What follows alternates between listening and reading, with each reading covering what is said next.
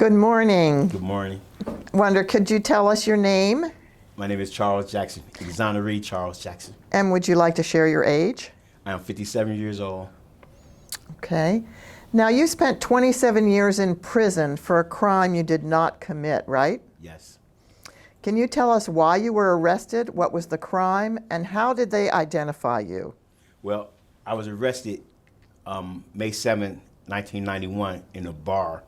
I have no idea why, and I was arrested, taken to jail, and questioned by the police, and I didn't know anything, so I couldn't answer no questions. And so he said, it doesn't matter if you answer our questions or not because we have a witness and you're going down. And that was, as far as all the questions that I had by the police, that was my interrogation. And what were they accusing you of? I was accused of aggravated murder and attempted aggravated murder. Mm. And how did they say they knew it was you? Well, obviously, someone said that it was me, and I was identified, and the detectives told me that they didn't worry about me answering any questions because they had a witness. And the witness, we're going to tell them everything that they need to know. And I was unaware of who the witness was, or, I was just there. And then what happened? Well, I sat in different city precincts. I sat in 6th District Police Station for like 2 weeks. And I was taken to 1st District. I sat there for another week. And I was taken to the county jail finally to have a hearing. The hearing was postponed, they said, because I was already secretly indicted. So there was no need for a hearing. I was already indicted. And I was checked into the county jail and booked. And then did you have a trial? Yes, I had a trial approximately 8 months later. I was arrested in May 7th, and my trial was in December. And what happened in the trial? In the trial, I stood trial, and people just lied on me, pointed fingers at me, and accused me of some horrendous things, and I was found guilty. And I was sentenced to 30 years to life. And that was the beginning of a whole new life for me, prison life. And did you have an attorney? Yes, I had 2 attorneys, Everett Wade and Howard Maniger. Were they private or public defenders? They were public defenders, that I call a public surrender. Well, I understand that there was a lot of things that went on behind the scenes about the witnesses and the detectives and your alibi. Could you talk about some of that? I had an alibi. I was with my girlfriend, Anita Reedus. We called her Sean, and I was with her. And she testified and told that we were together and everything. And the prosecutor took her testimony and like twisted it up, said that she was laughing and that she wasn't taking it serious. And prosecutor also said that since I was her boyfriend, that she would do anything to make it convenient for me, like lying or whatever she had to say. And what was your alibi? Where were you? I was with my girlfriend, Sean, at the time that the murder took place. Were there other people around? I was at a bar. I ran from the police on a different incident, and I was going to use that as my alibi because I ran from the police that night. And the public defender said, you don't want to tell the jury nothing about you ran from the police because they would try to, the prosecutor would turn it around and make it seem that you were running because you killed someone. Right. And then was there a role that detectives played that contributed to your conviction? I believe it is. After doing all the time and getting out and receiving my police report that was supposed to be lost all through the 90s when I was looking for him. They said that the 6th District Police Station was closed down and all the records from that police station were supposed to be put on microfilm and uploaded to a computer. Someone lost it, dropped the ball, and it never happened. So my transcripts were non-existent as far as they were telling me until the Ohio Innocence Project came in. And it took them like 16 months, but they came up with my police record, the whole record. And what did it show? it showed a complete investigation. Different witnesses were interviewed, and I knew nothing about a lot of things that was in these police reports.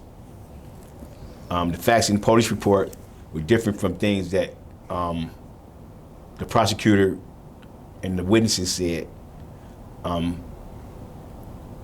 At first, the person that testified on me, her name was Amelia Tucker. They call her Rita, and her testimony was that she saw me, and it was me, absolutely me. And when we found those police reports and those early interviews that police interviewed her at the time of the incident, she had told the police she didn't know anything, she didn't see anybody. In another interview, police came to her apartment and asked her again, follow-up interview. She still didn't know anyone. She didn't see anybody. She saw a guy with a big coat on. And then even I think it was another interview that she said it was a guy with a big fat goose coat on. Like back in the 90s, they were wearing fat goose coats. And she said the guy had that on. And nowhere did she say it was Charles Jackson, Sweet Man, or anybody resembling me until December when I was on trial. And my lawyers couldn't cross-examine her and ask her about any of those other interviews because they didn't have any of the police records. Yeah. So last thing that she said, she was testifying on me, and she was pregnant and had a baby. And when she got finished testifying, she got off the witness stand, and she slipped and was finna fall. And the prosecutor ran and caught her, and it was yells from the jury, and everybody was like, "Oh, is she okay?" And it's just to me, it just seemed like she put on a show and won the jury over. I heard of Rita's name, but I never saw her. But I heard her name ringing in the neighborhood all the time. She was a drug dealer. I was a small-time drug dealer. Everybody in the story, it seemed was not your average people, as far as we was living alternative lifestyles. As far as no one worked, we was out crazy times all night. You know what I'm saying? It's just street people. It's a whole different world. So that's why I say alternative. Right. I think they call that the underground economy. The underground economy, yes. How did this whole experience affect your view of the criminal justice system? Oh, well, at first coming in, being naive to the criminal justice system, I believe that since I didn't do anything, didn't commit a crime, that I would be protected by the rights that was given to us. And it seemed like it's supposed to be you're innocent until proven guilty. But my experience was totally the opposite. I was guilty and couldn't prove that I was innocent for 27 years. Mm. Are there things about your time in prison that you'd like the public to know? I'd like the public to know that prison, there's nothing wrong with prison. Prison is what it's supposed to be, unless you're in prison for something that you didn't do. Prison's supposed to be a place where, in Ohio, you're supposed to be rehabilitated and corrected. It's called rehabilitation and corrections. But there's no rehabilitation and no corrections. And a person to go to jail in Ohio, and you'll come out of jail with a more intense criminal mind. You go in there and you'll learn criminal activities. You'll go in for something you didn't do, but you would be exposed to all the other criminals, and they would share their experiences and teach you how to do crimes. So it's it's totally opposite of rehabilitation. I feel like I was mistreated every day that I was there because I didn't supposed to be there. And no one listened because someone in jail saying that they didn't do it, I was supposed to be here. That's like everybody's story. And so it was weird, and it was hard to to accept the authority. It took a long time for me to I guess to comply with the rules and regulations, because I feel they didn't apply to me because I shouldn't even been there, But then I matured some, and I grew up, and I understood that those in authority was not the ones that put me here, and they only had to do their job. You know what I'm saying? So that energy that I was wasting, like hating them or being disruptive, it was wasted energy. I needed to get out. So I learned how to change my attitude, and when my attitude changed, then it seemed like doors start opening up and opportunities presented themselves. As the first, when you have a bad attitude, you can't get through the door. So when I changed my attitude, then I start realizing that, these people got a job to do as well, you know what I'm saying? And my fight was not with them. And things started happening, and it was all because I changed my attitude. Briefly, can you tell us how and when you got exonerated? In 2003, I contacted the Ohio Innocence Project to have see if I could get help getting out of jail for something I didn't do. I received a letter back from them maybe 6 months later or a year after they were called, supposed to be working on my case. I didn't know anything about what happened to none of the characters in my case because I didn't do it. And I didn't know what to go on, and they didn't know what to go on, so my case was just standing still. So they dropped my case. They sent me a letter and told me that they didn't have the manpower to waste time on my case when they didn't have anything to go on, and that other people needed help as well, and that they were gonna close my case and help someone else. But in the event that I come up with some more evidence, that I can write them back, and then they will help me. And that's the case. Approximately 2017. Wait, excuse me, 14 years later? 14 years later. Oh, goodness.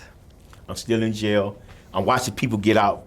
I'm watching Ohio Innocence Project get people out. I saw people like Raymond Tyler, Evan King, Real Saylor, Christopher Miller. I saw all these people, Nancy Smith, I saw all these people getting out of jail with help with the Ohio Innocence Project.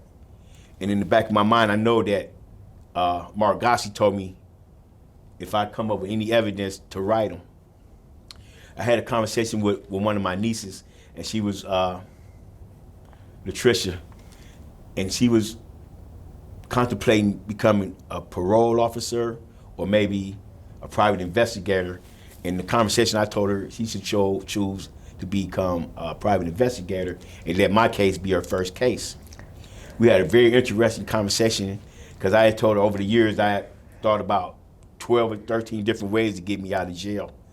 I told her about Mark Gossi and that if we write him, I write her and she write him, because at this time I had come up with some more evidence from out of my transcripts that may have helped me, but I need someone to investigate.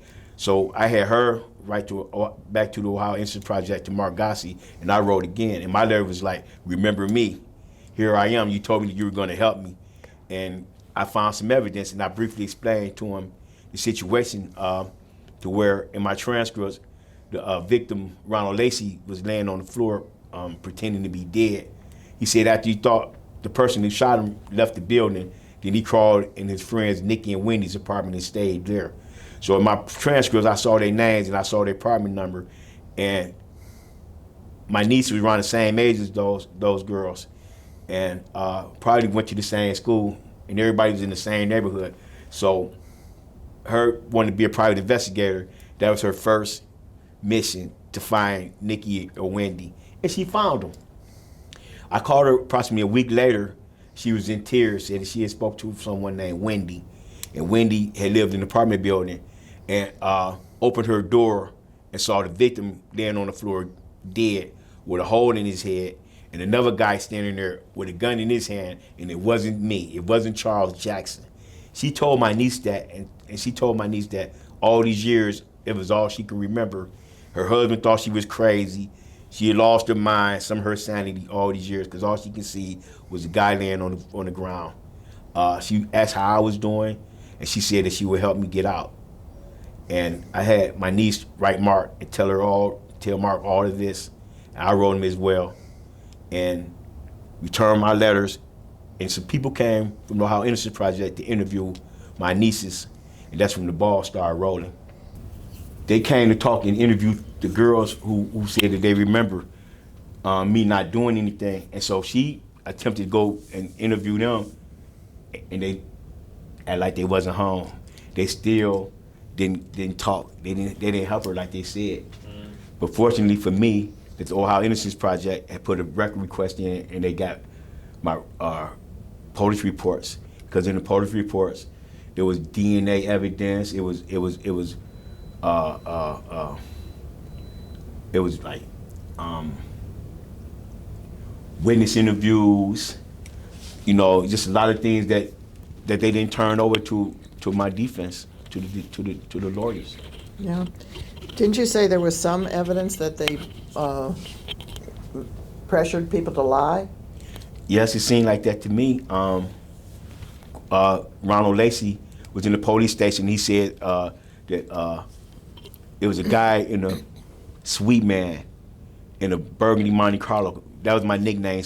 My nickname was Sweet Man. I had a burgundy Monte Carlo. So he said Sweet Man in the burgundy Monte Carlo.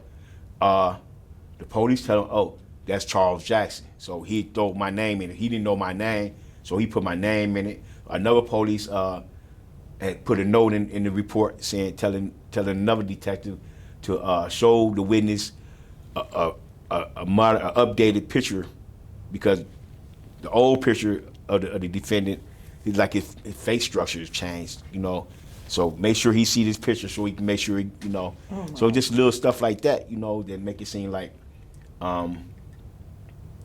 that things was like not in my favor, and they were gonna find me guilty, no matter. Yeah. Yeah. And that was 2017. Yes. And when did you get out? I got out in 2018. Actually, it was 2016. The law fellows at the Ohio Innocence Project had sent me a letter, and in the letter it said that they had put a request in for public records and sent it to the police headquarters.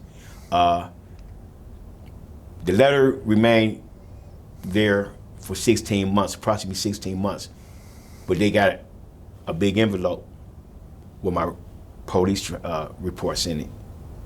So all the time, I believe like one person came and got that letter and did the right thing, and which led to me sitting in this couch right now. Oh my goodness. And remind us again when you entered prison? May 7th, 1991. And I understand you have a daughter. Yes, I have a daughter. Her name is Sierra. Sierra was born, I was locked up in May. Sierra was born in August of 1991. I never was out on the streets with her because I was in prison until 2018, November 27th. November 27th, I came home. My daughter was 27 years old at the time. I was 27 years old when I went to prison. Then I came home and gave my kidney away on the second month in the seventh day. So 27 was always popping up. And what impact did your wrongful conviction have on, and your 27-year imprisonment have on your relationship with your daughter? Well, my story is the opposite of hers, and I feel like the more people that know my story understand my point of view would show a lot of people some things who probably would trust it and believe totally in the judicial system. My story is a prime example of how the judicial system failed. And my daughter, she have a powerful story as well, because she had lost her father for all these years and never had a father in her life out here with her.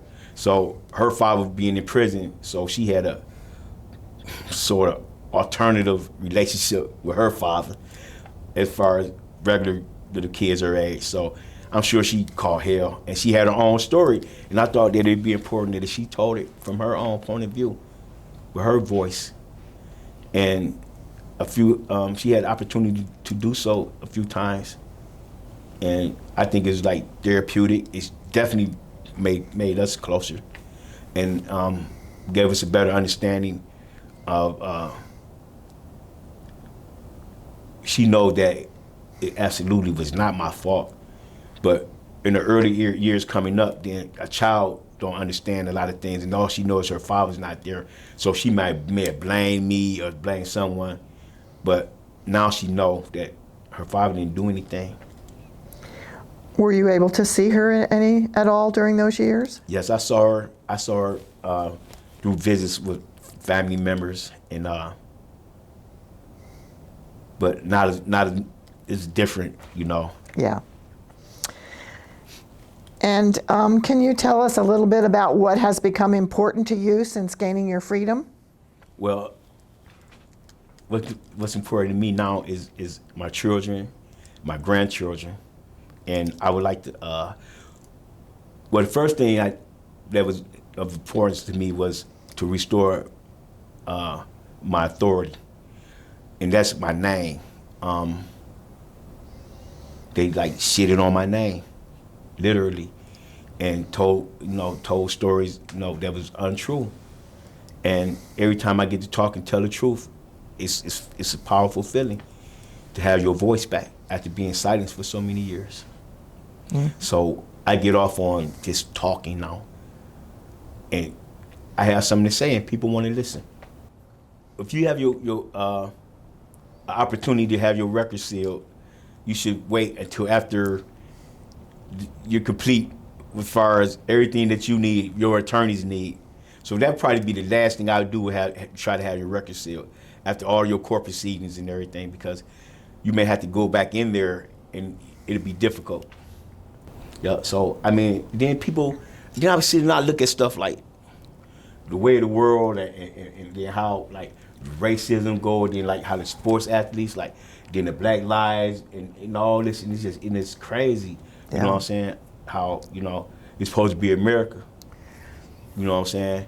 And it's just been, supposed to be the best country in the world. You're supposed to have it so good here. And people supposed to respect your flag and your country, because it's still the greatest country, even though it got some quirks.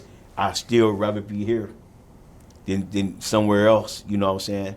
A third world country, how Trump say, pissant country, or whatever. Shithole country.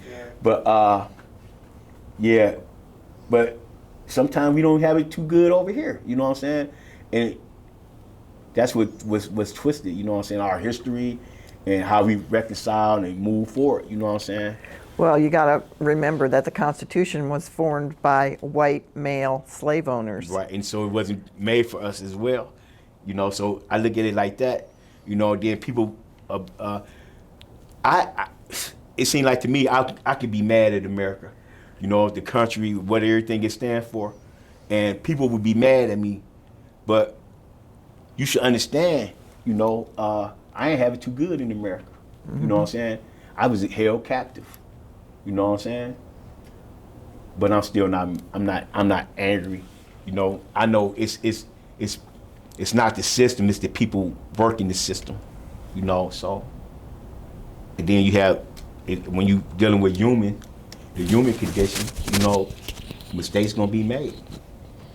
But after you make your mistake, what kind of integrity do you have? You gonna come back and straighten it out, or you have a chance to straighten it out, where you just turn a deaf ear or act like it's not your fault, or you still act like you didn't do anything wrong. So I'm sitting here now trying to how I move on with my life. It took me a long time to get used to being in prison. So I was in prison all them years, and now I'm out here and I'm at home, and it's hard as hell. You have to get used to being out here. You have to learn how to be home now. Right. So challenging. So things just steady moving. I had learned how, if I don't have no money, not go get no drugs, sell no drugs, quick money, fast money. It's not worth it, because you don't value money that someone give you, or you got dishonesty. When you work hard for your money and you work and then you see how hard it is to get it, then you're gonna respect it more. You know what I'm saying? So it's just your attitude. Come back to attitude again. I would tell young people not to take their freedom for granted. Run around and learn something about your constitutional rights. Because as a citizen, you need to know your fundamental rights. You got to know that they can't just do you any kind of way. And you can stand up for yourself, and you have a voice. And you're active with a group of other exonerees here in town? It's like I believe 30 of us, and every day someone's getting out. So it's growing, the number is growing. It's like a brotherhood, because out here, no one understands you. And if someone know your story and had their own stories that's similar, because wrongfully convicted, the key word is wrong. And me or them, didn't do anything wrong. So we got that bond, and it just keeps us, we can lean on each other like a brotherhood. I went to culinary school, and I gave my kidney away. Living in the Exoneree house, another tenant moved in that got exonerated, Isaiah Andrews. And it seemed like, we came in, and I knew him because when I first went to prison, he was already in prison for about 20 years. So he ended up doing a total of 46 years for a crime he didn't do, for killing his wife. I mean, could you imagine your wife being murdered and they put you in jail for it, and you be in jail for like all your life? Now he's 80-some years old. He's having some health problems. So he's in the house with me, and he had to go through a trial. I don't understand why they didn't have evidence to try him. My case got dismissed before I went back to a new trial. But this case, they took him to trial. And most of the witnesses are dead. And we sat through this trial, and it was torture to him. And he's sick, going through chemo and radiation treatments. He just beat cancer, and now he's going through a trial. And thank God that the jury saw through all the madness and found him not guilty. Oh, good. But now he's not guilty and he's free. Now he's trying to pick up his life, get his health back right, and move on.